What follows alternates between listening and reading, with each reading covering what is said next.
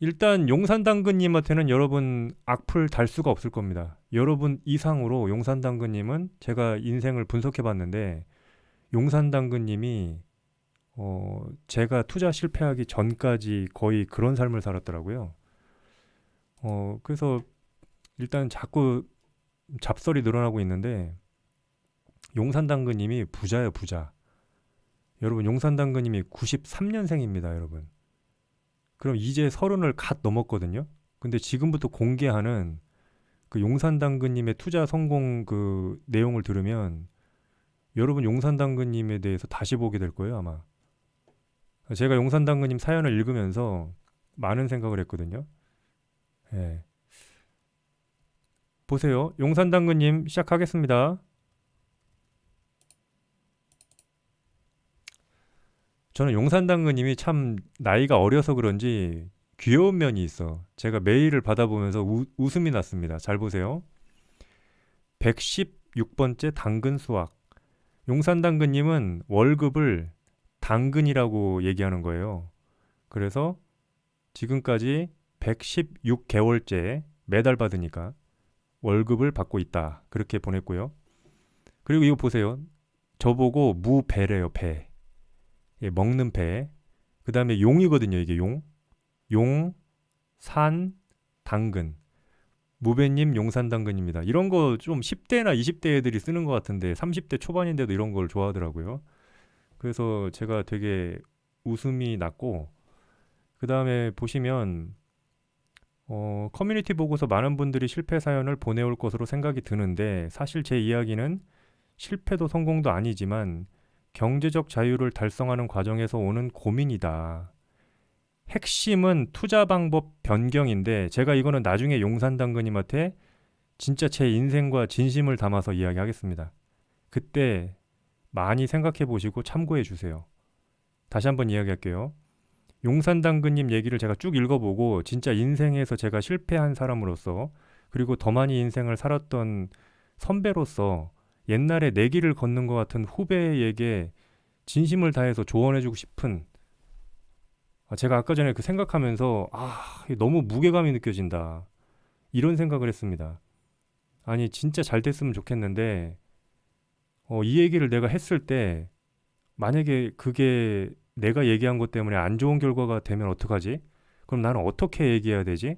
그리고 수많은 사람들이 이 방송을 듣고 있는데 내가 이때 잘못 얘기해가지고 이 방송이 뭔가 가치가 없어지는 건 아닐까? 그럼 어떻게 얘기해야 되지? 많은 생각들이 오고 가더라고요. 그래서 제가 11시에 방송을 한다고 했는데 10분이 더 걸렸어요. 어, 그래서 지금부터 바로 이야기하겠습니다. 용산당근님의 사는 곳은 서울에 거주하는데요. 서울 용산구에 거주한대요. 서울 용산구. 그 다음에 나이는 30살. 성별은 남성. 제가 직업이 이게 처음에 이게 뭔가 했어요. 이게 뭐지? 근데 용산당근님이 아까 전에 배, 용, 산, 당근 이런 거 보니까 이게 군인인 것 같아요. 군인. 여러분. 용산당근님의 직업은 직업군인입니다. 직업군인이고 군 생활을 이렇게 10년 이상을 했는데 30살이면 용산당근님은 장교가 아닌 부사관입니다. 그렇겠죠. 장교는 대학교를 마쳐야 되기 때문에 20살에 들어오기가 어렵거든요. 그 용산당근님은 어, 우리 나라를 지켜주는 부사관이다. 군인 간부다. 내 예측이 맞죠? 맞죠? 맞죠? 예, 맞는군요. 그 용산당근님은 제가 근무지까지 뭐 알 수 있을 것 같아요. 근무지까지. 왜냐면 용산에 있기 때문에 어딘지는 대략 나오죠. 예. 근데 어쨌든 그렇게 넘어가고요. 직업군인이다. 첫 번째 용산당근님은. 두 번째 사연인데요. 그러니까 사연은 아니고 계속 이어가겠습니다. 두 번째 사진. 용산당근님의 메일을 제가 이제 캡처를 한 거예요. 첫 번째, 왜냐면 화면이 작아서 글씨가 작아서 잘 안 보이니까 캡처해서 키운 거죠, 글씨를. 그 다음에 연봉이 4,500만 원입니다. 그러니까 용산당근님은 20살, 19살이나 20살 정도부터 군 생활을 시작했고, 그때부터 이렇게 연봉이 늘어와가지고 현재는 연봉 4,500 정도를 받고 있다. 30살이에요. 그 다음에 현재 자산이 약 2.5억에서 3억 정도다. 엄청난 겁니다. 용산당근님 정말 잘하셨어요. 고생 많았고 20살 때부터 차분히 죄송합니다. 자기 자신을 통제하면서 저축을 해가지고 현재 30살에 2.5억에서 3억 정도 빚이 없이 이 정도면은 이 엄청난 거예요. 그리고 부동산은 1.9억. 그 다음에 용산당근님이 땅을 샀다고 합니다. 그래서 1.9억 정도의 땅이 있고요. 그 다음에 자동차가 그러니까 2년 전에 5천만 원에 출고했는데 현재 이제 감가상각이 됐겠죠. 그래서 3,600만 원짜리 자동차를 갖고 있고 예금과 적금이 1,600만 원.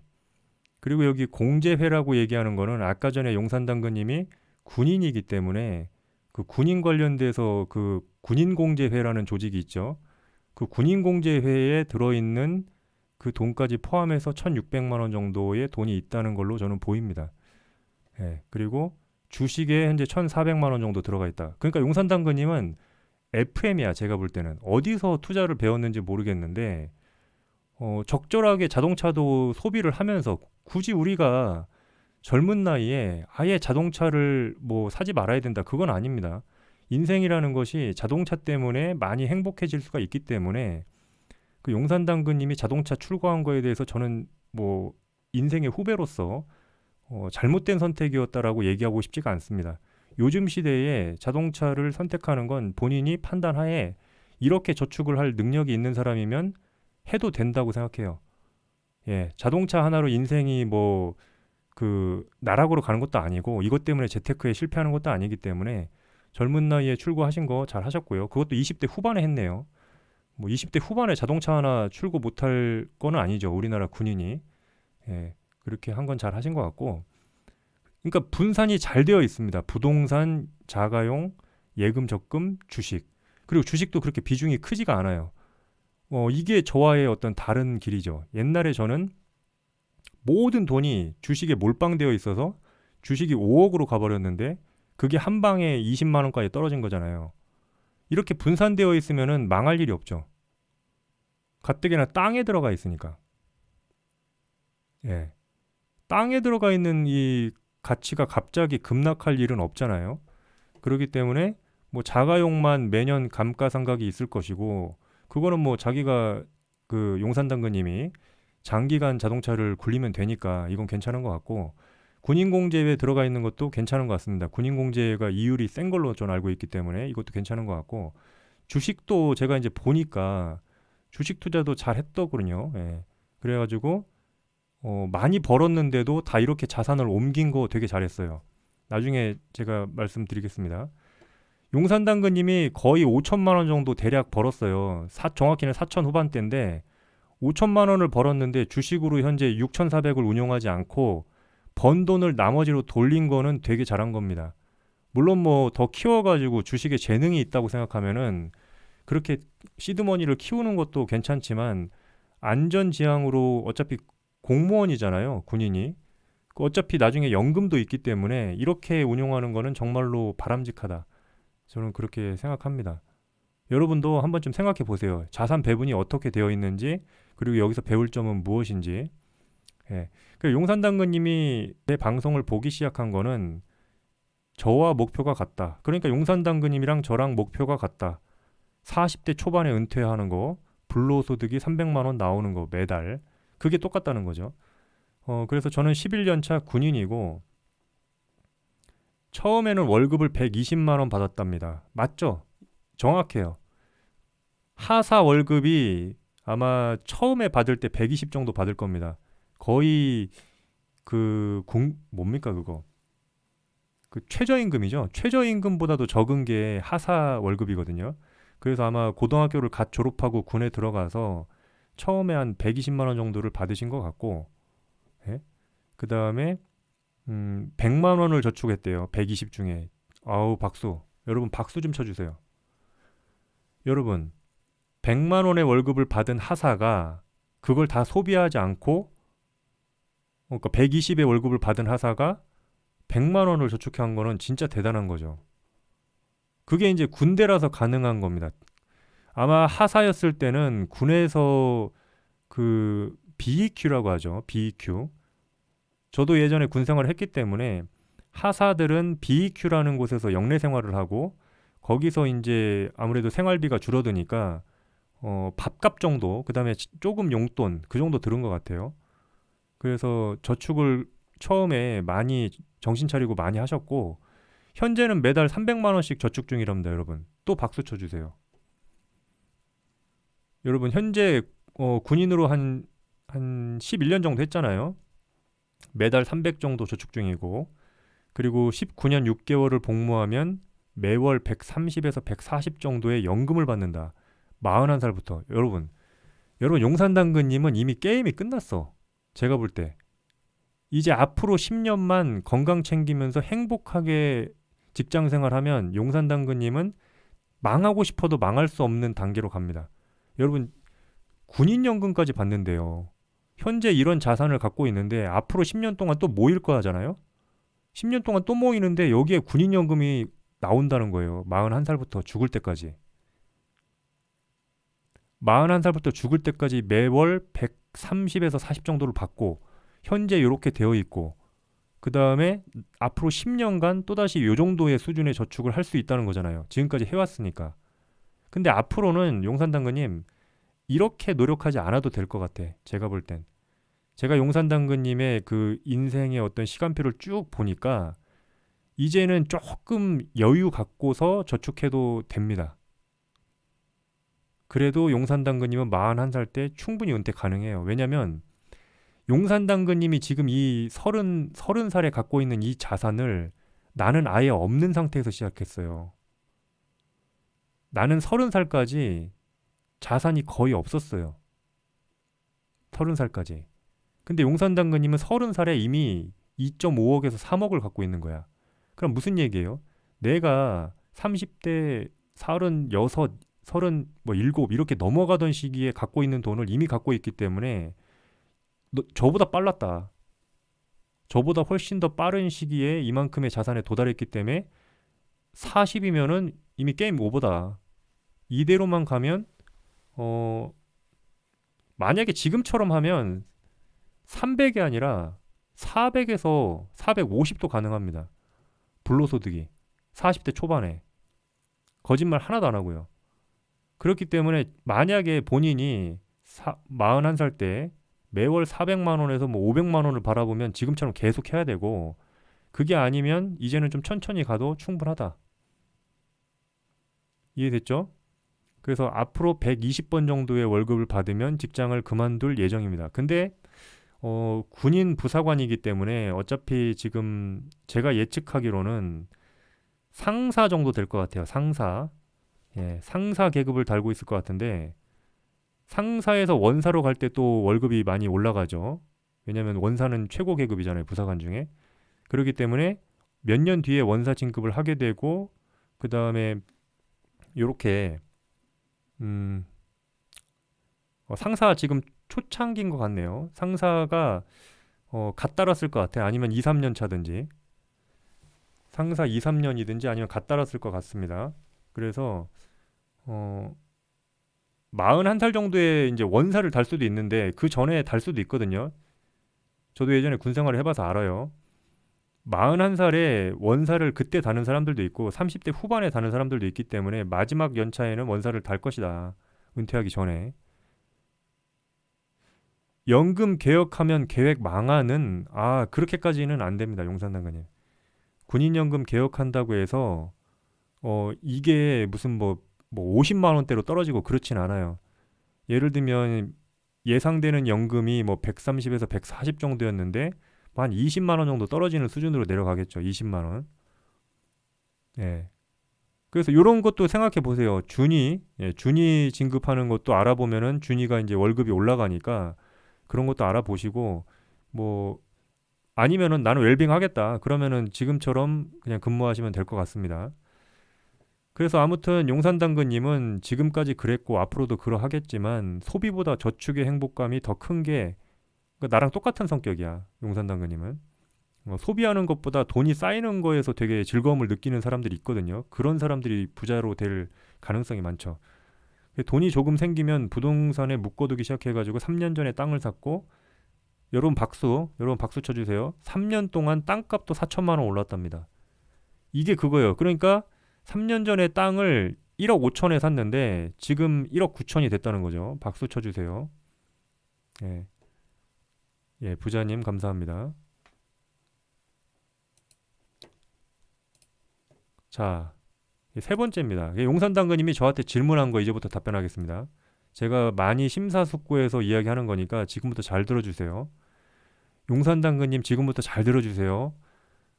저는 용산당근님이 잘 되기를 바라고 앞으로 만약에 저도 잘 되고 그리고 용산당근님도 잘 되면 오프라인에서 만날 수도 있을 것 같아요. 저는 용산당근님한테는 얼굴 공개할 생각도 있습니다. 실제로 오프라인에서 만나서 차 한잔하고 밥 먹는 거 충분히 가능할 것 같아요. 제가 얘기했죠. 이해됐죠? 예. 나중에 성공해서 한번 만나자고요. 예. 가끔은 지치는 순간도 온다. 누구나 그렇죠. 소비를 극단적으로 안 하는 성격이다. 나도 그렇죠. 예. 근데 재작년에는 너무 무의미하다는 생각이 강하게 들어서 신차를 뽑았다. 코로나 기간이죠. 코로나 기간 때 아무래도 어, 외출 통제, 뭐 여러 가지 이동 통제가 걸리면서 심적으로 좀 그랬던 것 같아요. 혼자서 계속해서 있다 보니까. 그래서 코로나 시기에 차를 뽑았고 잘 하셨어요. 잘 차 타고서 이동하니까 괜찮죠? 편하고 좋죠? 예. 음, 코로나 시기에 처음으로 주식과 코인을 시작했고 시기적으로 괜찮네요. 시기적으로 괜찮은 시기에 들어왔네. 2020년이면은 바닥이었잖아요. 바닥일 때 들어와가지고 이제 상승하는 거 보신 것 같고 흔히들 말하는 몰빵을 하고 싶었지만 참고 소액으로만 계속했다. 잘하셨어요. 만약에 몰빵했으면 다 날렸을 겁니다. 용산당근이 만약에 몰빵을 했으면 그때 시기에 이렇게 부침을 겪으면서 그 큰 돈이 아마 멘탈을 흔들어 놨을 거예요. 왜냐하면 투자 손실이 너무 크고 투자 수익이 너무 크니까 더 크게 하고 싶은 마음이 들었을 것이고 아니면 손실 볼 때는 다른 데서 돈을 끌어들여 가지고 이렇게 하고 싶은 생각이 들었을 거예요. 그래가지고 소액으로만 계속 해온 거 잘하신 거고 그 다음에 자 여기서 이제 중요한 얘기입니다. 최근에 다 끝나버린 것 같았던 코인이 다시 불장이네요. 과거에 눈으로 본 경험이 있으니까 주식과 코인의 비중을 조금 실어볼까요? 여러분 일단 의견 좀 달아주세요. 용산당근님이 저한테 물어본 거예요. 주식과 코인에 지금 불장이 왔으니까 지금처럼 하는 투자에 조금 더 비중을 실어서 그쪽에서 좀 추가 소득을 어떻게 얻어볼까? 요거요, 요거. 요거에 대해서 여러분 의견 달아주시고요. 아니면 그냥 참고 저축만 해야 할까요? 요거에 대한 생각. 월 140의 불로소득은 확정이니까 월 160 불로소득만 만들 정도로 투자 방법을 바꿔보는 건 어떻게 생각하시나요? 한마디로 주식과 코인에 좀 더 비중을 실어보는 거. 그 외에 추천해주고 싶은 다른 자산 운영 방법이 있을까요? 여러분이 좀 의견을 달아주셔야 제가 그거에 대해서 제 생각도 이야기를 할 텐데 여러분이 의견을 안 달아주시면 요 사연 얘기는 그만하고 그냥 잡설 얘기를 하겠습니다. 잡설 얘기.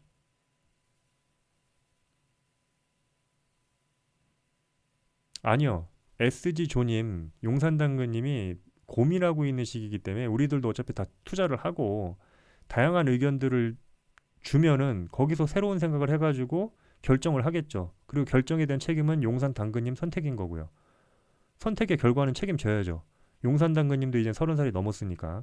그러니까 우리는 조언을 해주는 거예요. 인생 선배로서. 물론 저는 실패한 사람으로서 자격도 없지만 그래도 방송을 하는 사람이니까 생각 정도는 얘기하겠습니다.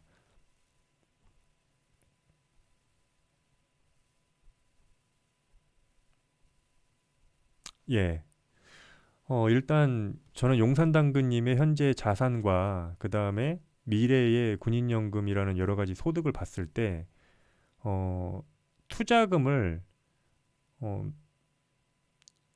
예를 들면 지금 천만 원 정도 하고 있잖아요. 거기서 조금 더 늘리는 정도는 감당 가능하다고 보는데, 만약에 5천만 원 이상 단위로 연봉을 초과하는 금액으로 들어가는 거는 조금 반대입니다. 반대. 왜냐면 용산당근님이 만약에 그 5천만 원 정도로 들어갔다가 5천이 반토막 나고 주식에 그동안 벌었던 돈을 상당 부분 나중에 반납하게 되면 그때는 좀 내가 왜 그랬지 하면서 멘탈이 흔들릴 수가 있어요. 그러니까 지금 용산당근님이 주식에서 잘하고 있는 이유는 솔직히 용산당근님 연봉이 4천만 원이 넘는데 주식 투자금이 1천만 원밖에 안 되니까 별다른 부담이 없는 거예요. 일에도 방해가 안 되는 거고.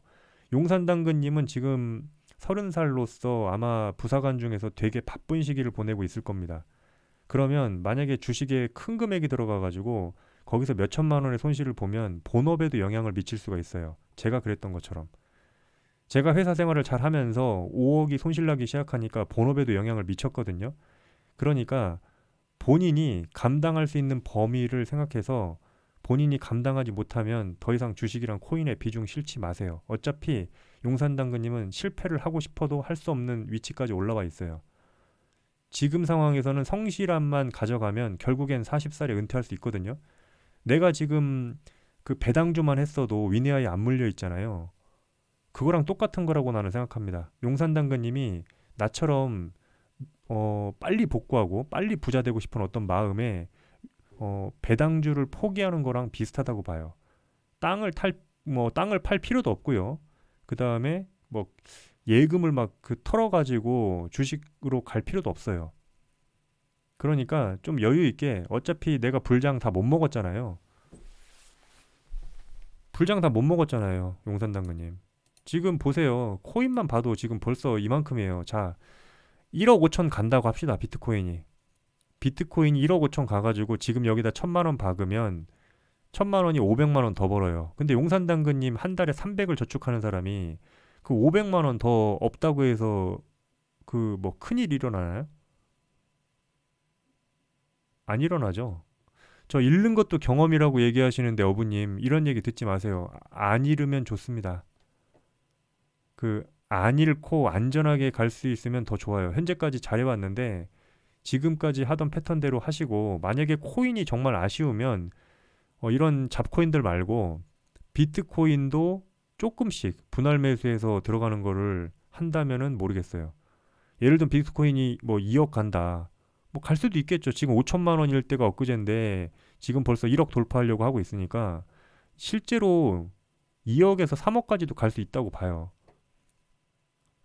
1억 5천이 끝일 수도 있는 것이고 1억 2천이 끝일 수도 있는 건데 누구도 모르죠. 그리고 계속 장기적으로 가면은 언젠가 갈 수도 있겠죠. 근데 안 가면요. 거기다 내가 5천 투자했는데 안 가요. 다시 여기서 7천만 원으로 떨어져요. 그때도 여유 있게 대처할 자신 있으면은 들어가는 거고 그게 아니라면 너무 올라왔잖아요. 지금 자, 일봉 차트인데 주봉으로 보여드릴게요. 여러분 비트코인이 너무 단기간에 많이 올라왔어요. 여기 1년째 상승하고 있잖아요. 1년째. 1년째 상승하고 있는데 그동안 과거 차트를 보세요. 여기서도 거의 1년째 상승하니까 이렇게 무너지는 구간 나왔죠. 1년째 상승하고 무너지고 그 다음에 상승하려다가 다시 또 무너졌잖아요. 1년째 상승했는데 여기까지 상승하면 제가 볼 땐 여기가 막 한 1억 2천, 5천 되잖아요. 여기까지 상승하면 아마 이렇게 떨어질 거예요. 이렇게. 아니면 여기서 꺾일 수도 있고 조금 꺾였다가 이렇게 다시 갈 수도 있겠죠. 그러니까 지금 이 상승해 온 시기가 특히 상승폭을 보세요. 이 주봉으로 보면 최근에 이 상승폭이 엄청난 거예요. 여기 2주간의 상승폭이 역사적인 구간입니다. 역사적인 구간. 과거에도 여기 보시면 여기서도 2주간 상승이 이만큼 아니었잖아요. 2주간의 어떤 그래프 기울기를 보시라는 거예요.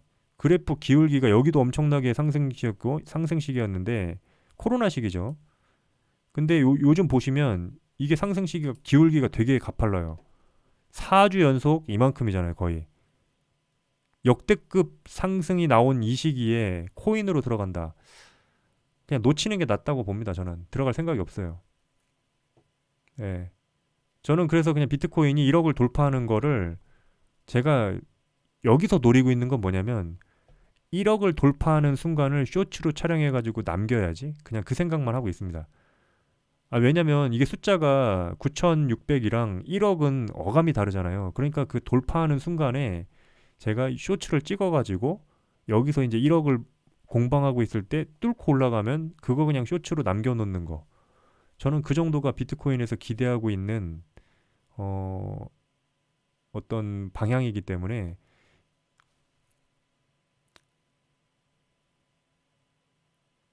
예. 용산당근님, 그러니까 여기다가 얼마를 넣을지, 만약에 뭐 1억을 넣어가지고 5천만 원 벌면은 연봉이니까 의미가 있는데, 1,000만 원 넣어가지고 2배 된다 하더라도 1,000만 원이에요. 근데 용산당근님 3개월 월급 아닌가요? 1,000만 원이? 그러니까 거기서 반토막 나가지고 뭐 500만 원 날려도 별거 아니라면은 들어가시고. 똑같은 거예요, 용산당근님. 벌어도 얼마 아니고, 잃어도 얼마 아니라고 생각하면은 들어가시는 거고, 모험을 해보시겠다 하면은 하시는 거고, 코인한 경험이 있다고 하니까 안 하겠다고 하면은 안 하셔야 되는 거고요. 자, 일단 저는 주식하고 그 다음에 뭐 파이프라인을 개척하는 것밖에 없어요. 제가 부동산 투자를 해가지고 돈을 벌어본 경험도 없기 때문에 그 외에 추천해주고 싶은 다른 자산 운영 방법이 없습니다, 용산당근님. 제가 부동산 투자나 뭐 이렇게 해가지고 수익을 뭐 경매를 해가지고 수익을 내거나 그런 경험이 없어요. 그래서 할 말이 없고요. 제가 알고 있는 분야와 그러니까 알 수 없는 분야를 정확하게 얘기해 주는 게 필요하다고 생각합니다. 그래서 부동산 투자는 어떻게 하는지도 잘 모르겠고요. 그 다음에 코인 투자 뭐 그것도 제가 지금 이런 불장에서 어떻게 투자라고 얘기하는 것도 의미가 없을 것 같고 일단 저는 용산당근님 성향을 봤을 때는 지금처럼 요렇게 대덕 있잖아요. 대덕을 꾸준히 모아가는 투자를 지금처럼 하시든지 아니면 현대산업개발처럼 이렇게 그 바닥에 있는 종목들을 이렇게 모아가는 거. 근데 개인적으로는 현대산업개발이 어, 많이 올라왔죠. 용산당근님. 뭐 지금 들고 계실 텐데 많이 올라왔어요. 여기서 급격하게 갈 수도 있겠지만 건설주의 특성상 여기서 갑자기 급격하게 이렇게 갈까요? 한번 이렇게 좀 눌렸다가 요런 구간이 있지 않을까요? 요런 구간 있다가 다시 이렇게 가지 않을까요? 가더라도. 그래서 지금 이 타이밍은 좀 위태롭다. 갈 수 있겠지만 좀 위태로운 것 같다. 왜냐면 좀 여기서 더 갈 수는 있어요. 더 갈 수는 있겠지만 그래도 조정받아야 되는 어떤 구간이다. 너무 올라왔다 좀 많이. 그것도 천천히 올라왔는데 흐름상 한 번에 강력한 게 나오다가 그게 실패하면은 이렇게 무너질 것 같다. 그런 생각이 들어요. 대덕은 괜찮고요. 대덕은 참 모아가기 좋은 자리고. 그래서 지금 주력 종목이 현대산업개발하고 대덕인데 잘 생각해 보시고 오히려 현대산업개발에서 이런 LG 생활건강 같은 걸로 옮겨보는 건 어떤가 저는 개인적으로 생각합니다. 지금 LG 생활건강이 고개를 드디어 들기 시작했거든요.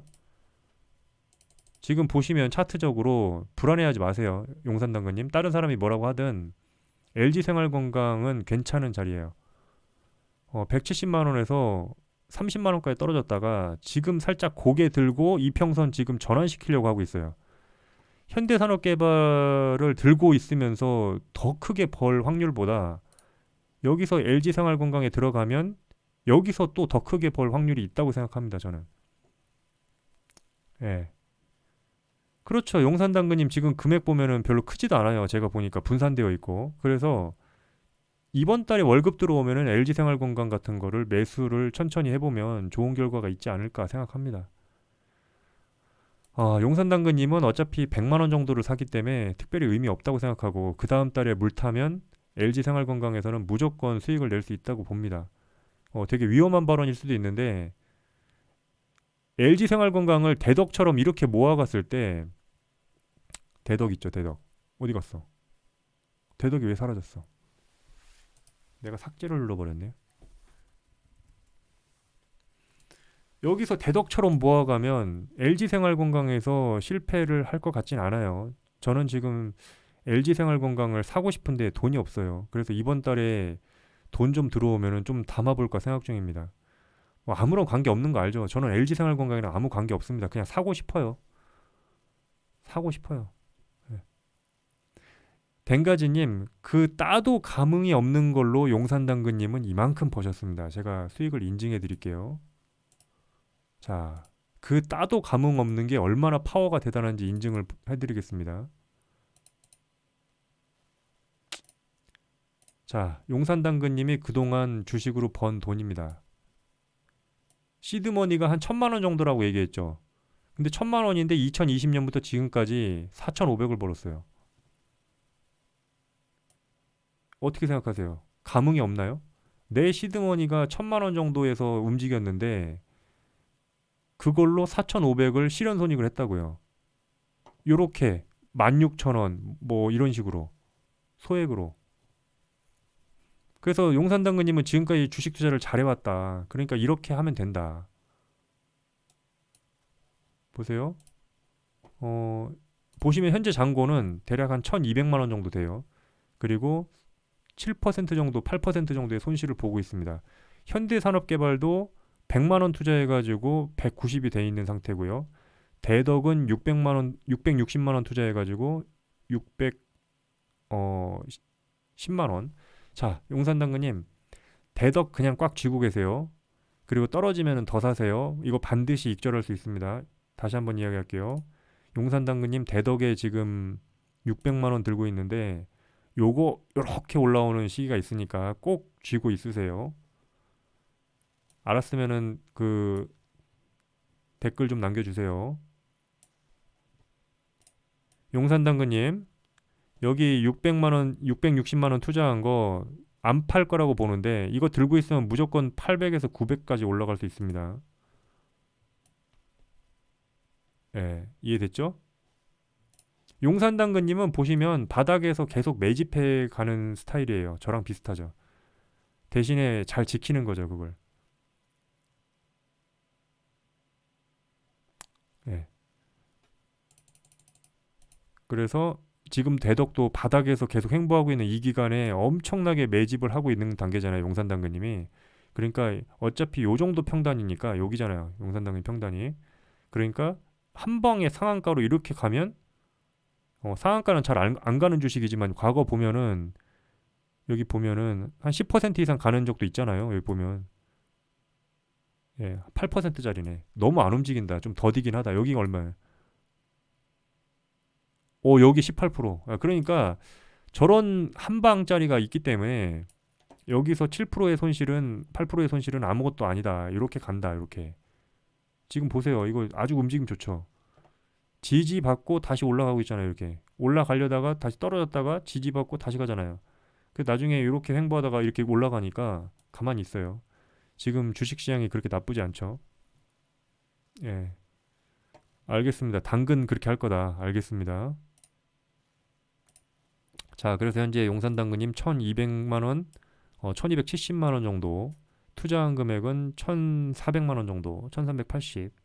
그리고 현대산업개발에서 71%의 수익, 대덕에서 7.7%의 손실.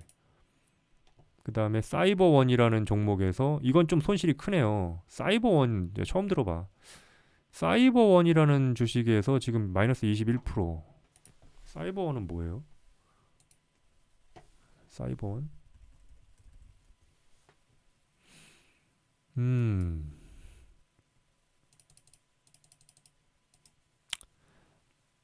사이버원 적자 나는 회사인가요? 용산당근님?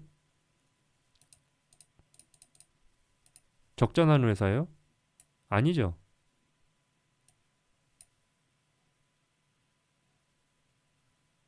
보안주예요, 보안주? 지금 차트적으로는 막 이게 적자만 아니면 아주 오랜 시간 동안 바닥을 다지고 있거든요. 상장한 뒤로. 용산당근님, 이게 제가 에코아이가 걸어갈 길이라고 생각하는 이런 차트예요. 적자예요?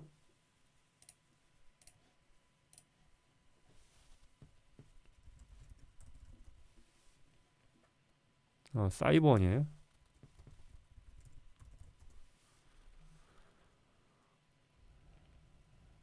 사이버원.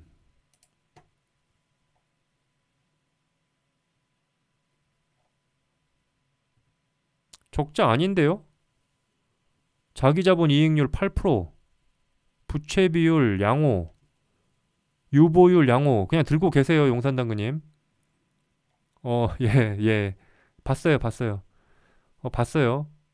여기 잠깐 뭐 영업이익률이 줄어든 건데, 그럼에도 불구하고, 어, 적자가 그렇게 크지 않죠.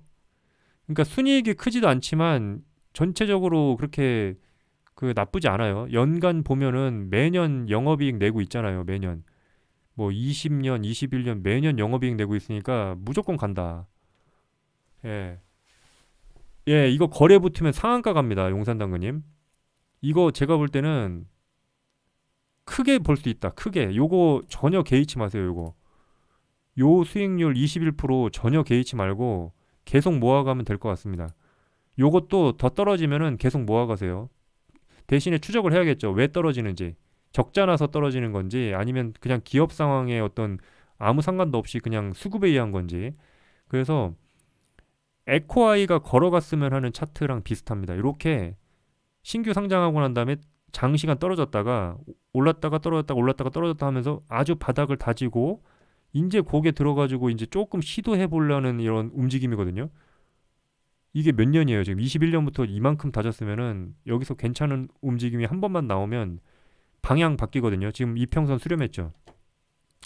이평선 아주 장기간 동안 수렴했기 때문에 바닥에서 이만큼 다지면서 이평선 수렴하면은 방향 꺾는다는 얘기예요. 이렇게 올라갈 확률이 매우 높기 때문에 들고 있으면 됩니다. 됐죠, 용산당구님? 현대산업개발만 저는 좀 걱정되네요. 솔직히 어, 계속 들고 있으면은 더 올라갈 것 같긴 한데 건설주에 훈풍이 불면은 어떻게 보면 현대산업개발은 지금 많이 올라와 있는 상태니까 좀 조정받다가 더 갈 수도 있거든요. 바닥에 있는 건설주들 다 같이 올라오면서 어떻게 보면 얘가 그동안 많이 올라온 애니까. 근데 이 자리가 너무 기울기가 이 자리 있잖아요, 이 자리. 여기서부터 이만큼이에요. 여기서부터 이렇게. 여기까지 좀 조정 받았다가 이렇게 갈 것 같아. 요 자리를 그냥 감내할 거면은 감내해야 되는데 안타깝게도 요렇게 했다가 여기까지 떨어지면은 여기서 번 돈 다 일당분 반납하잖아요, 여기서. 그러니까 요거는 한번 잘 생각해 보세요, 본인이. 나 원망하지 말고요. 이만큼 수익 낸 것도 대단한 거예요. 100%를 꼭 먹어야 되겠어요, 요거? 나중에 이거 어떻게 하지? 막 여기서 상한가 가면 어떡합니까? 여러분. 자, 이렇게 얘기했는데 상한가 가는 거예요, 여기서. 여기서 막 상한가 가가지고 용산당근님이 이날 얘기했죠, 요날. 어, 팔까 말까 진짜 고민했다. 당근님이 얘기했어요, 그날 라방에서, 요날.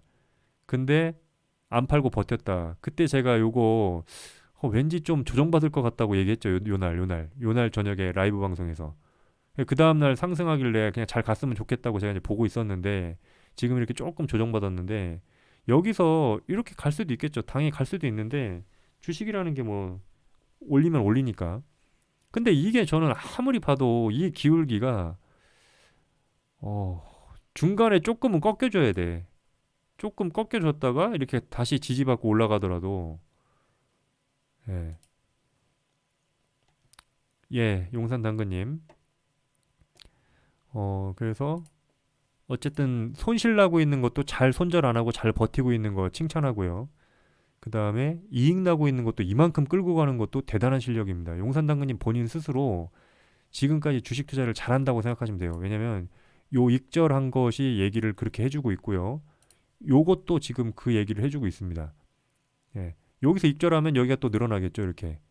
예, 이제 4,600만 원이 넘는 거죠. 요게 이제 들어가니까.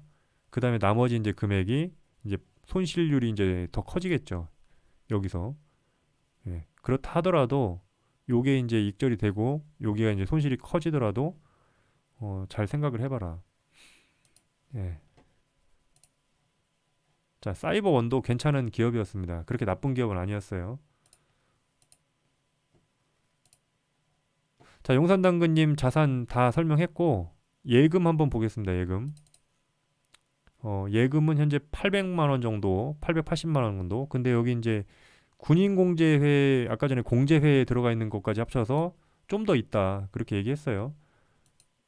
그리고 자동차는 소렌토 2022년도 하이브리드 소렌토고 15,000km 정도 탔다. 예, 15,000km. 현재 차량 번호는 뭐 당연히 지웠고요.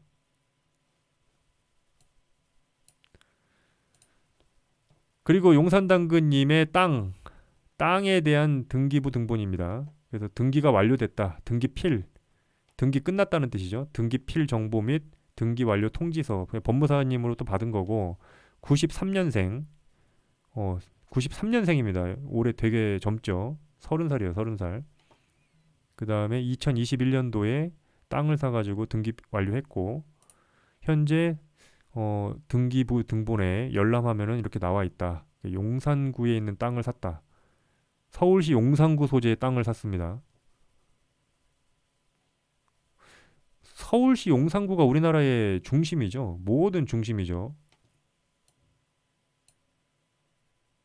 용산당근님 이야기는 여기서 끝내기로 하고요. 용산당근님 마지막 이야기만 제가 답변하겠습니다. 요거. 이건 진짜 인생의 형으로서 얘기해 줍니다. 마지막에 마지막. 마지막으로 제가 건강 관련된 보험이 하나도 없습니다. 저 역시 무배님이 말씀하셨던 차라리 평소 보험료를 아끼고 모아서 일이 생길 때 한 번에 계산하자 주의였는데 지금도 동일하게 생각하시나요? 아니면 생각이 바뀌셨나요? 여러분, 여러분, 보험이 없답니다. 보험이. 근데 지금 나이에 솔직히 용산당근님이 아플 일은 없겠지만 군인이면 몸이 다칠 가능성이 있지 않나요? 이게 군인이라는 직업이 물론 다양하게 뭐 행정 업무를 보는 군인도 있고 뭐 특전사처럼 이렇게 몸으로 하는 군인이 있지만 어떤 직종인지 내가 모르겠어요. 어떻게 그렇게 몸 쓰는 일인지 작업하는 일인지 아니면 뭐 보고서 쓰는 일인지 뭔지 모르겠어요. 아니면 단순히 그냥 안전하게 사무실에서 겨울에는 온풍기 쐬면서 아니면 뭐 여름에는 에어컨 쐬면서 하는 일인지 그 용산당근님이 잘 판단을 해보셔서 본인이 사고가 날 우려가 있으거나 뭐 하면은 보험이 있어야죠. 그 자기 직업을 생각해서 결정해야 되는 거죠, 그건. 그리고 현직에 있을 때는 여기 김민찬님께서 얘기하셨는데 군병원은 그 현역 군인들한테는 무료로 해주잖아요. 군인들의 혜택이죠, 군병원. 그래서 아무래도 지금까지 보험이 없었던 것 같아요. 근데 지금 한번 생각해 보셔야 될 문제는 41살 때예요. 41살 때. 현재까지는 제가 볼 때 용산당근님 머릿속에 뭘 생각하고 있는지 다 알 것 같아, 제가. 용산당근님 어차피 군병원 가면 무료고 젊은 나이라서 20대에 뭐 쇠도 씹어먹는 나이라서 특별히 아픈 데도 없었고 이런 데서 내가 보험을 들어야 돼? 아프지도 않은데? 그런 상태에서 아마 군병원 그다음에 군인들 단체보험 이런 것들 때문에 뭐 어차피 단체보험도 있고 군병원도 있고 뭐 그러니까 난 괜찮아 이렇게 하신 거죠. 근데 41살 때로 가면 갈수록 이제 보험료가 높아진다는 거. 예, 본인의 이제 실비보험료가 41살로 가면 갈수록 높아진다. 그럼 군대에서 전역하고 나서는 어떨 것이냐. 근데 제가 알기로 군대에서 군인연금 받으시는 분들은 전역하고 나서도 군병원 이용할 수 있지 않나요? 용산당근님. 전역하고 나서 군병원 이용할 수 있지 않아요? 그렇게 20년 가까이 이렇게 30년 가까이 하면 몇 년이죠? 30년 해야 되나요?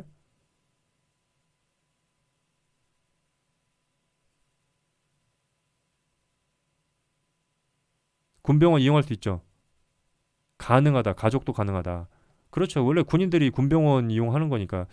물론 군병원이라는 곳이 과거에 이제 사고 사례도 있고 진단을 잘못해가지고 뉴스에도 많이 나왔던 곳이죠.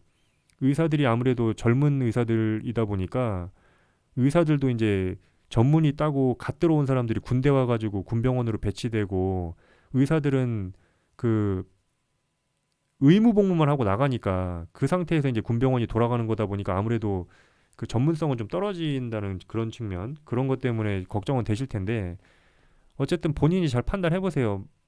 전역하고 난 이후에도 군병원을 이용할 수 있고 그때도 내가 계속해서 진료가 무료로 가능하다. 그때는 유료가 되나 무료로 되나 저는 모르겠네요.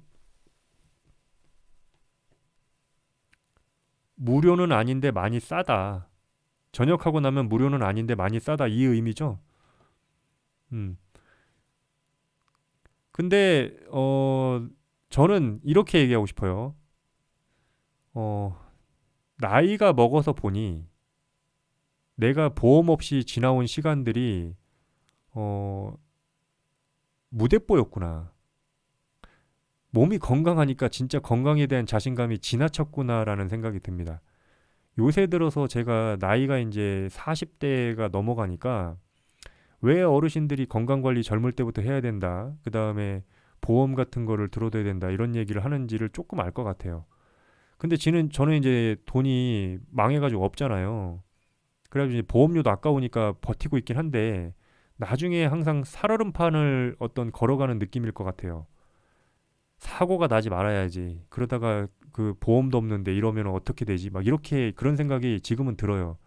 그러니까 본인이 마음이 푸근하고 건강에 자신감이 있으면 안 들어도 되는 것이고 본인이 마음이 조금이라도 불안감이 있고 그거에 대해서 군병원도 나중에 돼서는 어, 나이 먹어서는 이용하기가 조금 어려워지거나 생각이 바뀌면 지금에 와서 보험료를 젊은 나이 때 한번 물어보는 정도, 상담 받아보는 정도는 필요하지 않나.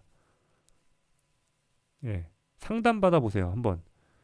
내가 지금 이렇게 보험 없이 가다가 전역할 때쯤에서 40살이 넘어서 가입하는 거에 비용, 지금부터 가입해서 쭉 10년간 납입한 다음에 그 비용, 그래서 수십 년의 인생을 놓고 봤을 때 이게 딱, 물론 당연히 금액은 젊은 나이부터 들어가는 게 더 많이 들어가겠지만, 어쨌든 그 기간 동안 뭔 일이 생기면 보장을 받는다는 그런 가능성도 있잖아요. 그러니까 그런 것까지 다 따졌을 때 어떻게 되느냐를 봐서 결정하시면 될 것 같습니다. 웬만큼 건강보험으로 커버되지 않나요? 저도 실비보험 정도는 필요하다고 봐요. 그러니까요. 그러니까 실비보험이 군인들도 가입을 하겠죠, 당연히. 군병원을 이용하지 않고 민간병원을 이용할 수 있는 그 선택지가 있잖아요. 군병원은 무료인 대신에 군병원에서 진료를 대부분 받아야 될 것이고 실비보험을 들면은 내가 민간병원 가서 받아도 의사들 전문가 때문에 그쪽으로 갈 수밖에 없는 상황도 있을 수 있잖아요. 거기가 전문의가 있어서 그런 상황일 때는 돈이 많이 들어가니까 예, 보험 공부를 추가적으로 좀 더 해보시고 고민을 좀 해봐라. 군인이라고 해서 모든 것을 나라에서 다 해주느냐? 20년 정도 군복무를 하면은 모든 거를 건강에 대해서 책임져 주느냐? 글쎄요. 그게 과연 100% 확실하게 될까 좀 모르겠네요. 아니요, 보험 없어요. 저는 망했기 때문에 없는 거고, 용산당근님은 제가 만약에 망했으면 버티세요라고 할 겁니다, 제가. 케이스 바이 케이스인 거예요. 용산당근님이 자산이 저렇게, 이렇게 있는데, 여러분. 예? 보험료 그 10만 원 뭐 이 정도 아까워가지고, 그렇게 할 레벨이 아니에요, 지금. 자, 용산당근님 재산이 이만큼입니다, 이만큼. 예? 부동산이 거의 2억이고, 자가용 지금 4천만 원짜리 거의 굴리고 다니고, 3,600만 원. 1,600만 원이 현금으로 예금으로 있고요. 야, 현금 보유가 미쳤네. 주식보다 더 많아. 예? 현금 보유가 주식보다 더 많습니다. 예금 적금이긴 하지만 언제든지 현금으로 전환시킬 수 있는 거잖아요, 이거는. 주식보다 더 많으니까 떨어지면 일로 들어올 수도 있겠죠. 물타기 하러. 예. 이렇게 들어와 가지고 깰 수도 있겠죠, 이거. 어쨌든 그 가능성, 예, 융통성 있게 하는 거니까. 요런 상황에서 보험료 5만 원이다. 10만 원이다. 이게 뭐 의미 있나요? 저축 안 해도 돼요, 이거. 제가 얘기했잖아요, 용산당가님. 300만 원 할 걸 290만 원 하면 됩니다, 그냥. 이거 저축 300만 원 할 걸 제가 얘기했잖아요. 이거 느리게 가도 된다고 이제는. 이거 그냥 어차피 또 들어가고 또 들어가기 때문에 이게 계속 커지기 때문에 배당주만 사도 용산당근님은 성공합니다. 그냥 뭐 재미없겠지만 이런 데서 막 70% 수익률을 보니까 배당주 재미없을 것 같아요. 그래서 사이버원이나 지금 대덕에 들어가 있는 것 같은데 어쨌든 배당주만 하면은 이게 저절로 계속 선순환되잖아요. 계속 선순환돼. 그러면 무조건 실패할 리가 없는 투자로 간다. 됐죠? 예. 크리님, 용산당근님 현명하게 결정하세요. 크리님 의견은 적립식 투자를 계속하는 게 낫다. 투자를 계속하는 게 낫다.